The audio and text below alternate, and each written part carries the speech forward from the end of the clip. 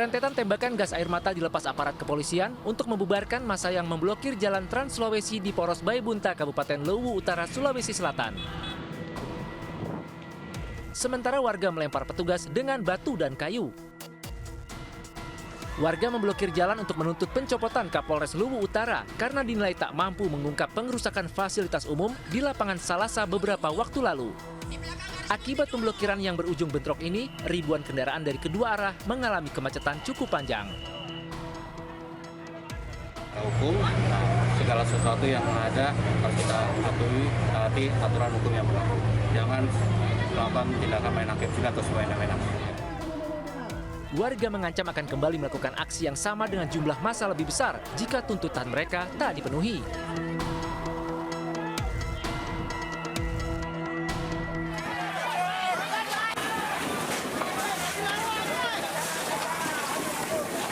Bangunan semi-permanen tempat penyimpanan barang bekas sekaligus tempat tinggal para pemulung di Papanggo, Tanjung Priok, Jakarta Utara, Sabtu siang hangus terbakar.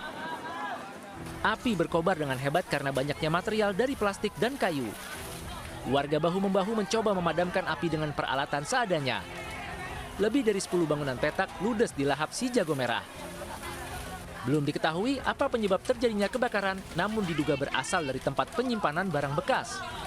Saat kejadian, seluruh penghuni bangunan berhasil menyelamatkan diri. Itu isinya apa aja Pak bangunan itu? Bangunannya plastik semua, mainan. Iya. Berarti ada Rongsokan, iya, gerobak. Apa namanya, rongsokan. Clear kan? 8 unit mobil pemadam kebakaran dikerahkan ke lokasi dan dalam 1 jam api bisa dipadamkan. Saat ini pihak kepolisian masih menyelidiki penyebab terjadinya kebakaran.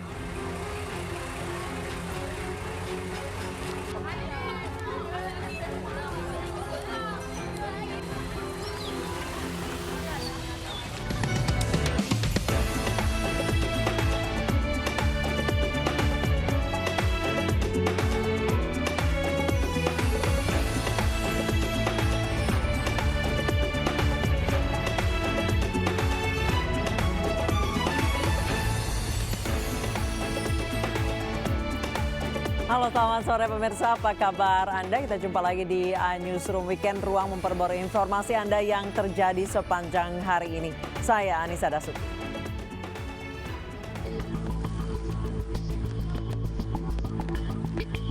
Aksi saling serang antara 2 kelompok pelajar terjadi di Jalan Bypass Soekarno-Hatta, Sukarame, Bandar Lampung. Ratusan pelajar yang baru saja merayakan kelulusan sekolah saling serang menggunakan batu dan petasan. Bahkan beberapa di antaranya terlihat membawa samurai dan celurit. Tawuran baru berhenti setelah adanya kendaraan yang melintas di lokasi kejadian dengan menyalakan sirine. Ratusan pelajar yang mengira polisi tiba di lokasi tawuran kemudian kocar-kacir. Dalam aksi tawuran ini sejumlah pelajar yang terlibat tawuran mengalami luka di bagian kepala akibat terkena lemparan batu. Aksi tawuran ini juga sempat mengakibatkan kemacetan arus lalu lintas kendaraan.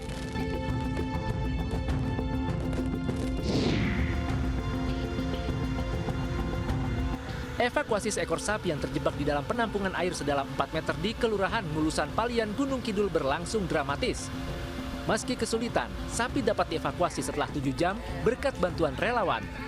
Sebelumnya evakuasi yang dilakukan warga sempat terkendala minimnya peralatan yang membuat sapi sulit dievakuasi. Sapi tersebut terjebak setelah sebelumnya mengamuk dan kabur saat hendak dijual oleh pemiliknya. Aksi kabur dan terjebaknya sapi tersebut menjadi tontonan warga sekitar. Usai dievakuasi, sapi tersebut akan diperiksa ke dokter hewan setempat dan akan ditempatkan kembali ke kandang untuk pemulihan.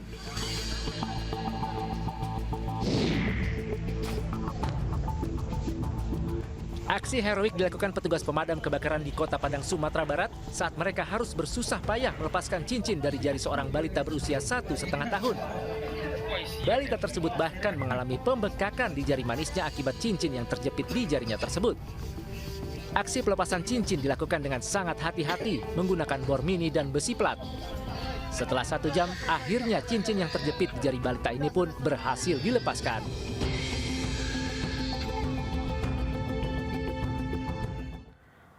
Warga di Desa Telajung, Kabupaten Bogor, Jawa Barat dihebohkan dengan adanya seorang pria yang tersangkut di atas pohon di antara kabel listrik. Ternyata pria tersebut adalah petugas pemasangan internet yang meninggal dunia karena tersengat listrik saat bekerja.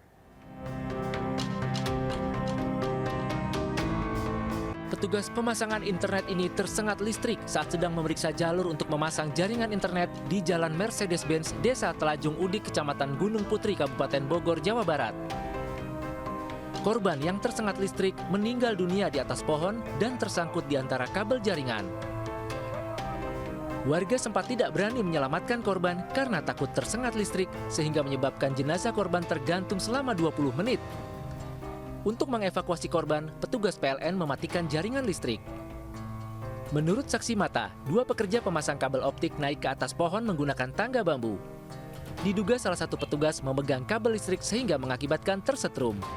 Ini tadi katanya ada masang wifi. Jarak tegangan kabel ikut sama pohon itu sekitar 1 meter. Jadi dia nempel di tegangan kabel induk. Informasinya nggak begitu. Jadi di badan dia kesetrum, langsung lompat. Itu ada 2 orang, tapi yang satu selamat katanya. Korban meninggal, Bang? 1 korban meninggal. Setelah dievakuasi, jenazah korban kemudian dibawa ke Rumah Sakit Polri Kramat Jati.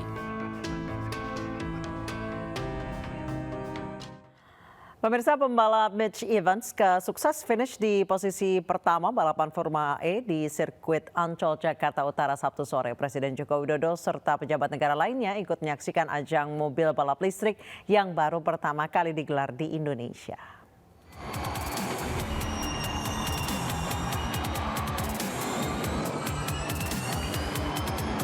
Ajang balap mobil listrik Formula E 2022 Jakarta rampung digelar.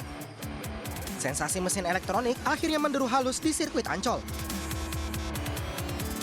Pembalap Mitch Evans berhasil naik ke podium paling atas, diikuti oleh Jean-Eric Vergne di posisi kedua, sedangkan Edoardo Mortara berada di posisi ketiga.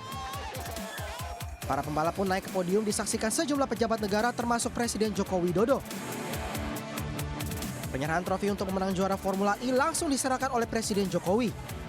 Presiden pun menekankan bahwa pemerintah mendukung penuh kejuaraan ini. Kedepannya Presiden juga berharap ajang serupa akan kembali digelar di Indonesia. Mulai dari pembangunan sirkuitnya, saya juga turun untuk melihat kesiapan, kemudian juga semua yang berkaitan dengan barang-barang masuk, biaya cukai di Kementerian Keuangan, kemudian Menparekraf juga, saya kira izin-izin semuanya dikeluarkan. Ya. Itu bentuk dukungan. ABB FIA Formula E World Championship merupakan kejuaraan olahraga otomotif balap mobil kursi tunggal yang khusus menggunakan mobil listrik.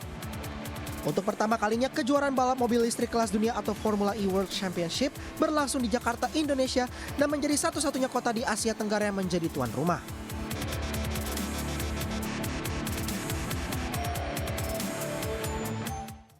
Apa informasi terkini dari ajang balap Formula E? Kita sudah terhubung dengan rekan Mahathir Mohamad yang berada di Jakarta International E-Prix Circuit Ancol, Jakarta Utara. Mahathir, bagaimana hasil akhir dari balapan ini?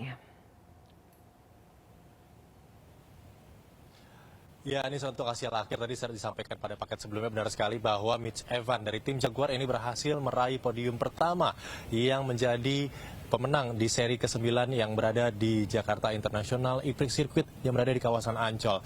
Dan untuk juara kedua ini jatuh kepada selaku dari Jean-Eric. Ini Jean-Eric langsung juga menjadi juara kedua dan yang ketiga adalah Edoardo Mortara.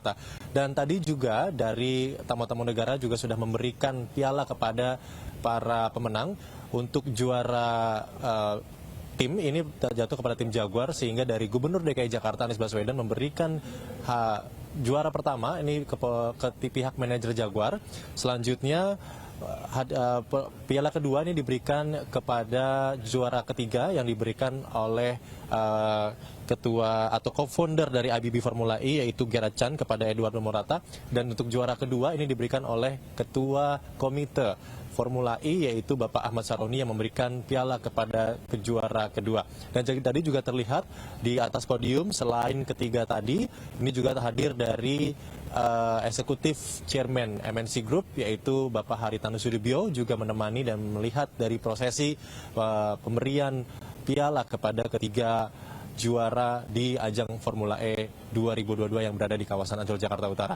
Selain itu juga ini memang sebenarnya adalah momen yang sangat luar biasa karena memang ini pertama kali di Asia Tenggara dan para pembalap sangat antusias sekali karena memang pertama adalah tantangannya selain dari cuaca yang cukup panas sebenarnya walaupun itu bukan halangan mereka, namun sebenarnya mereka benar-benar beradaptasi dan mereka merasa nyaman dengan sirkuit yang berada di Jakarta International E-Prix Circuit yang berada di kawasan Ancol. Mereka cukup nyaman, mereka cukup terus melakukan latihan sehingga ketika beberapa latihan mereka adakan ini mereka sudah mulai beradaptasi dengan cuaca, dengan tracknya, apalagi mereka juga harus meregen dari baterai mereka sehingga mereka harus menyesuaikan dari juga posisi-posisi di mana mereka bisa melakukan penghematan baterai. Selain itu juga untuk tadi prosesi ajang balapnya memang di kurang lebih di menit 40 di tikungan ke-7 ini memang dari Mitch Evans berhasil menyusul dari lawannya yaitu Jan Erik di mana dari di menit ke-40 itu di tikungan ke-7 berhasil menyusul dan berhasil mendapatkan podium pertama sehingga menjadi juara pertama di ajang seri ke-9 Formula E pada kali ini. Dan situasi juga mengenai di luar Anissa bahwa untuk situasi di kawasan Ancol sendiri saat ini memang masih cukup ramai dari para penonton yang masih berkeliling di kawasan Ancol, masih menikmati beberapa tenan-tenan dan banyak aktiviti-aktiviti bisa dilakukan sehingga para penonton ini masih berada di kawasan Ancol cukup ramai, namun sekali lagi dihimbau untuk seluruh pengunjung nantinya dari pihak Jakpro juga sudah menyiapkan shuttle bus untuk kembali ke kantong parkir yang berada di Jakarta International Stadium atau di J-Expo Kemayoran. Sementara itu Anissa kembali ke studio. Baik, terima kasih Mahathir Muhammad melaporkan langsung dari Jakarta E-Prix di Ancol, Jakarta Utara. Selamat bertugas kembali Mahathir. Pemirsa, isak tangis mengiringi pengajian putra Ridwan Kamil, Emeril Khan Mumtaz di rumah dinas Gubernur Jawa Barat. Informasi selengkapnya akan kami hadirkan usai jeda.